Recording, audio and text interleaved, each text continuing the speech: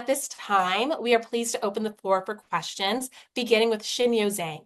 And Xinyao Zhang is a high school student, a first-generation immigrant who arrived in the North in 2019. She is passionate about law, civic engagement, politics, and the humanities. And through her experience as a Yukon Legislative Page, social justice activist, and a participant in an Equal Voice campaign school, Xinyao dedicates her life to becoming more educated on contemporary socio-political issues. Xinyao, over to you. Madam President, how do you personally define civic engagement and leadership? And in what ways do they guide your decision making as you work towards creating grand change? And has that definition changed over time or by role?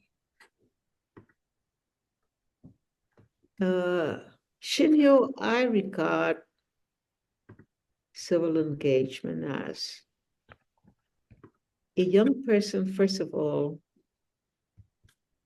understanding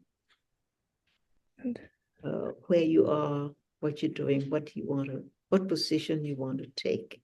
Yes. Getting some knowledge and information about what you plan to do, what engagement you want, recognizing that it fits within your own idea of the kind of change you want. And then being able to have the courage to organize it, to make sure there's cooperative effort so that no one thinks they can monopolize everything. So bring others with you, reach out to those who have shared value with you. Identify what you want to reform, what you want to change, what you want to be in, what role you want to take in society. And then show it. Speak out, take action, stand out.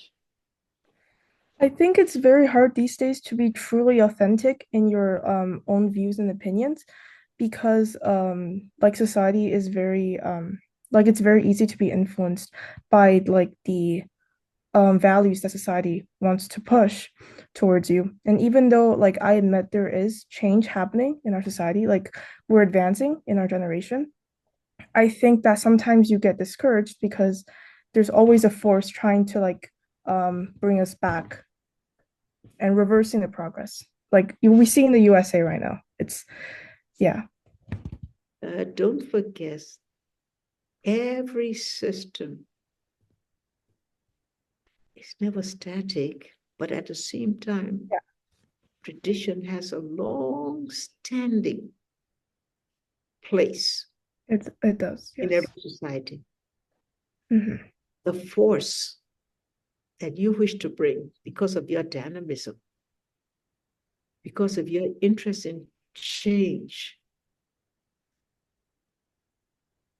is rebelled by others because the pace of what you want is never regarded as right. It's always like you want too much too soon. Yes. And the thing to do is to continue as a group engaging. Yeah.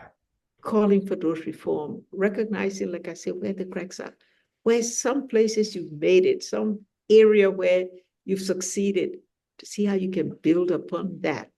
Now, there are some societies that are closed.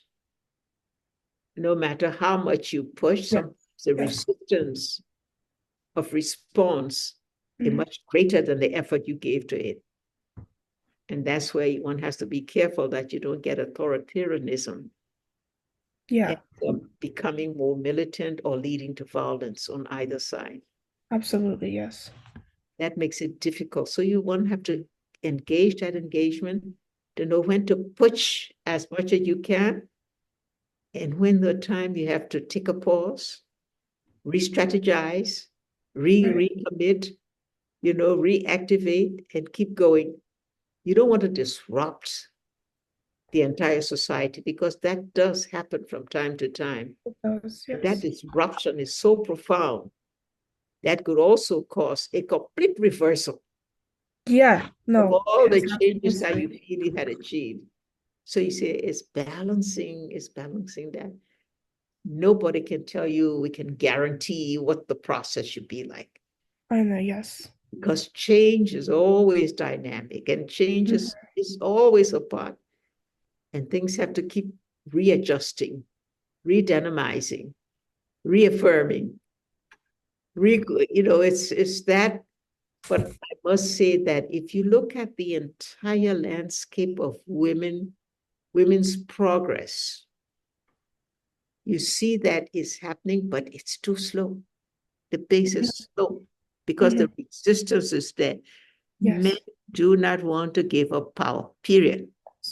Yes. They're not accustomed to giving up power. Yeah, you hear somebody like somebody will say, well, even Jesus in his disciples, he didn't have a woman. I've heard that expression before. So forget about Mary and all of those, But those are the old history that are changing, and as no one can use those historical points as being relevant to today's circumstances and conditions. They have changed, and we've got to conscientize those who still see that tradition, particularly those of some strong religious order where they see women are subservient to men. That's changing. Look at the number of women that are taking leadership all over the world, becoming prime ministers, presidents, head of judicial systems, internationally, heads of large international organizations. Like I say, the pace is slow, but the progress is there. We just got to keep building on it. Thank you so much, Madam President. You okay with the answer, Xinyao? You fine? Sorry? I just want to know if you're fine with the answer. Yes, I am. Conversation. No, thank you. You helped me understand that the importance of always keeping balance and us and having people with you and always acknowledging that there is progress, even if it's slow. Correct. Thank you so much. That's great. Yeah. Thank you so much, Xinyao, for your question. Thank you so much, Madam President, for your incredible answer. And to your point about how progress is slow, the UN says that if a girl is born today, she'll have to wait until her 100th birthday to live in a gender equal world. So we know that progress is slow, but thanks to the leaders such as yourself, we are inspired to really pull up and champion this continued work and advocacy.